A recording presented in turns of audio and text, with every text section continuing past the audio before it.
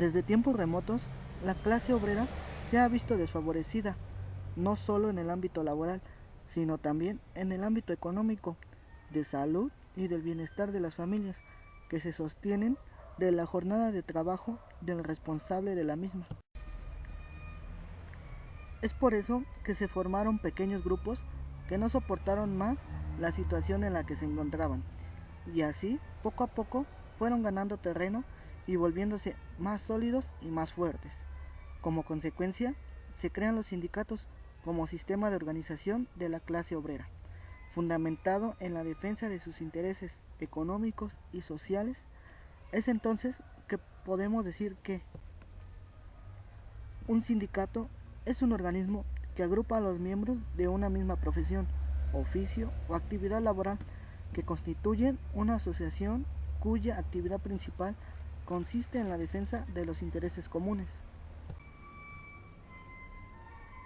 Estos sindicatos pertenecen al sindicalismo, que es una consecuencia de los cambios que dio lugar la revolución industrial en el siglo XIX, que es una doctrina que establece el papel que desempeñan los sindicatos en la transformación política del sistema económico. En la Edad Media, las agrupaciones comúnmente se denominaban gremios. Estos eran sociedades de personas que se dedicaban a determinado comercio: talabarteros, curtidores, orfebres, plateros, zapateros, etc. Su objetivo era defender los intereses del oficio correspondiente. En el siglo XVIII, los gremios de oficios eran sociedades de artesanos y formaban parte de los maestros, oficiales y aprendices. Gran Bretaña, en el siglo XIX, fue la principal nación industrial del mundo. Por lo tanto, las asociaciones gremiales se desarrollaron más rápidamente y el trabajador inglés tuvo que sostener una larga espera hasta lograr que se le reconociera el derecho de agruparse.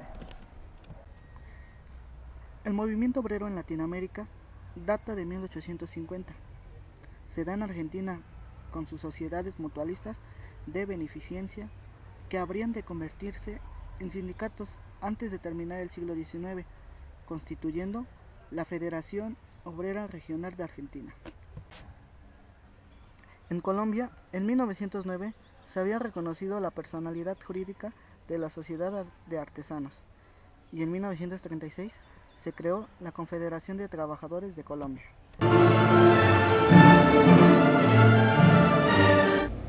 Y es así como en otros países de América se crean organizaciones en defensa de los trabajadores.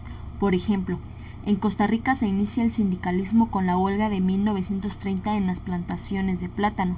En Cuba se inició el movimiento obrero en las fábricas de cigarro de La Habana.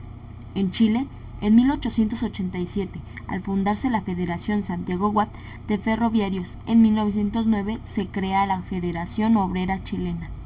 En El Salvador, el movimiento sindical salvadoreño se inició en 1914 con la constitución de la llamada Confederación de Obreros, mientras que en Guatemala el movimiento sindical se desarrolló después de la caída del dictado Ubico en 1944, y en Honduras el movimiento sindical empezó a organizarse en 1948 bajo la presidencia de Juan Manuel Gálvez.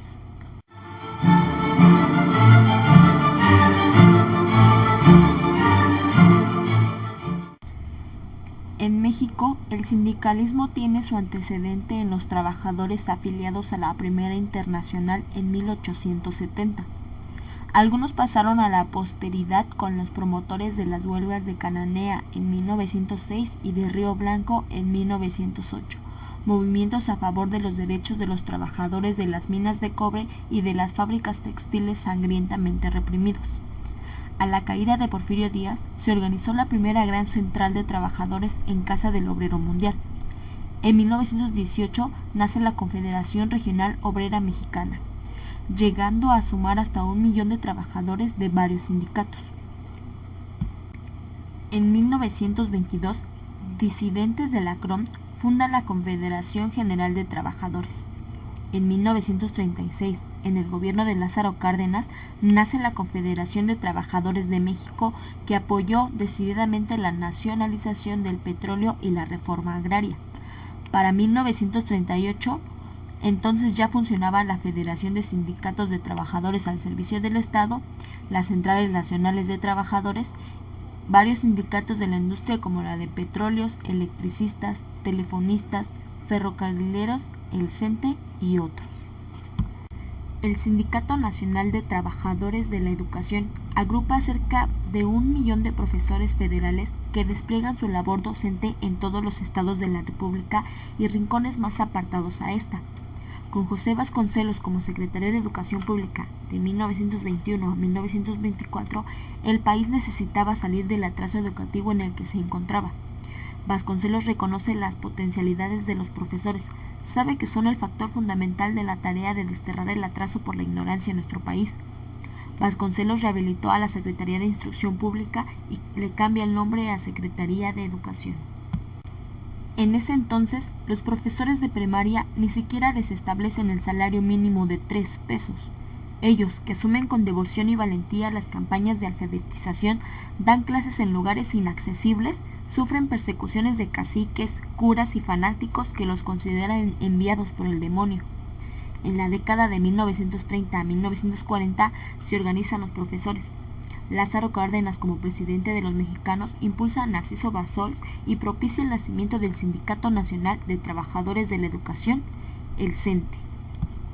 Después, Manuel Ávila Camacho, como presidente en turno, y Jaime Torres Bodet, secretario de Educación, la unificación sindical y la burocratización reiteran que pasó el tiempo de calificar a los maestros de nervio de la nación a constructores de la patria. En este sexenio tiene lugar la campaña de alfabetización más importante del siglo XX. Aún así, no cubre suficientemente al país y es mínima su presencia en las zonas rurales. En el Estado de México, los profesores estatales habían crecido en número, pero el gobierno local lo tenía controlado con bajos salarios y nada de apoyos colaterales. Además, eran perseguidos y corridos cuando intentaban pedir mejores apoyos y salarios.